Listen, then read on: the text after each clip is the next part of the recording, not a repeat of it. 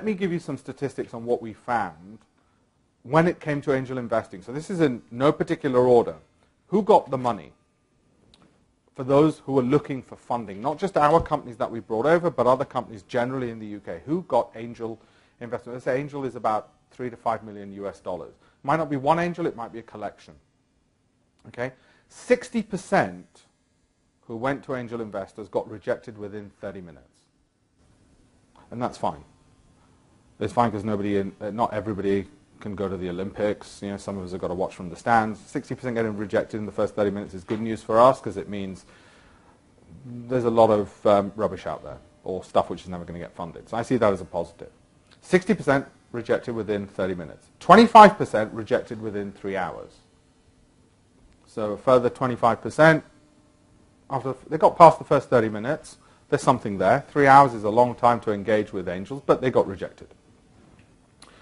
10% got rejected after a full day.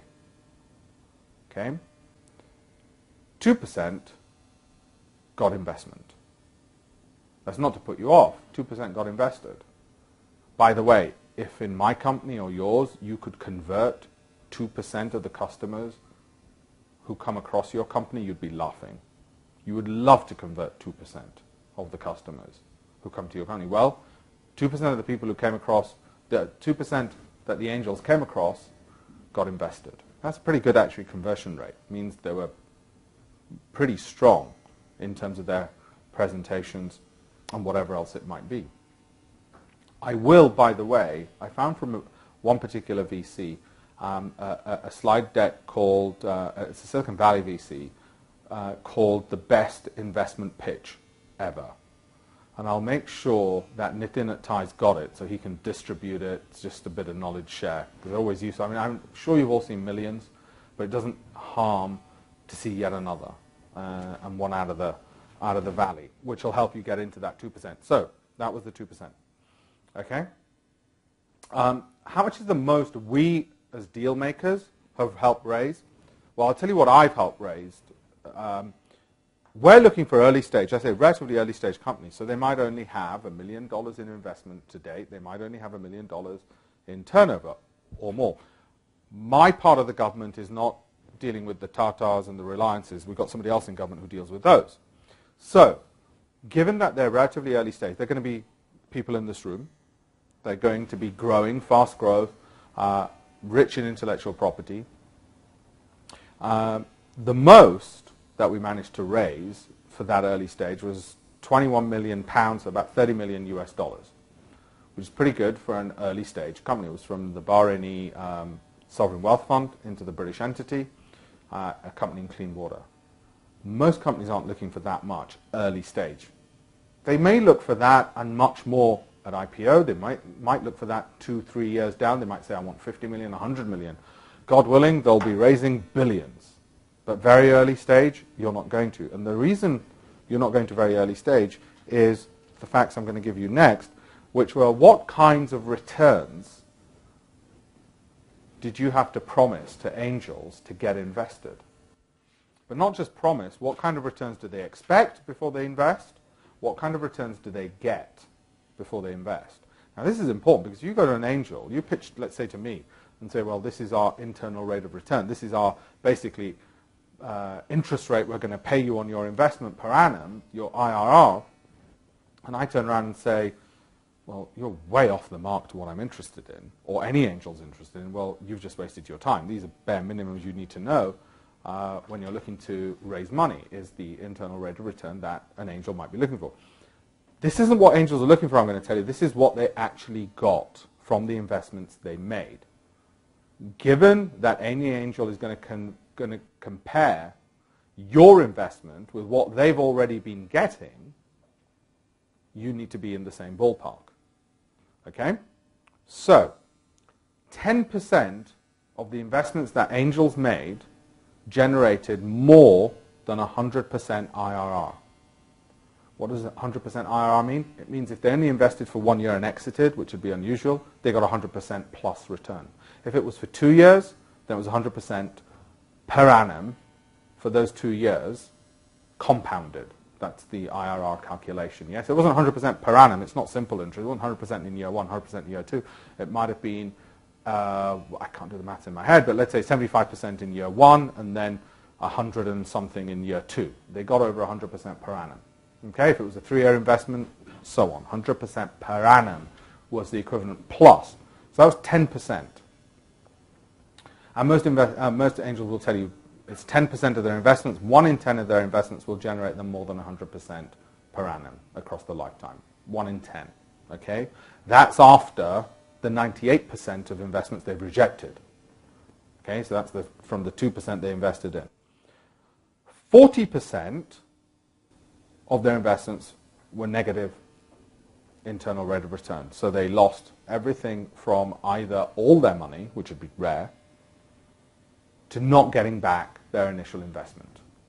Okay, 40%. That's after they picked the best 2%.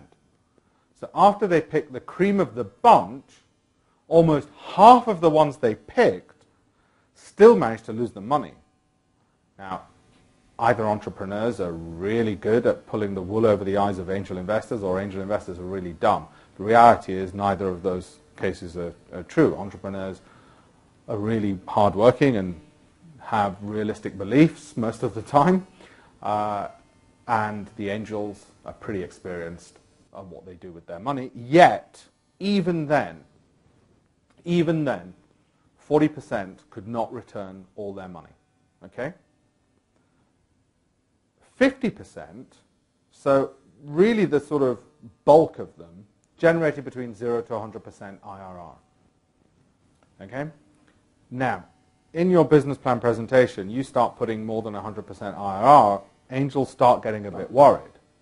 Because what they're thinking is, okay, I've got to trust this guy's judgment, not just on this, but on how he runs his business or how she runs her business. And if you're going to start promising more than 100% IRR, they're going to think, wait a minute, 1 in 10 of my investments does that.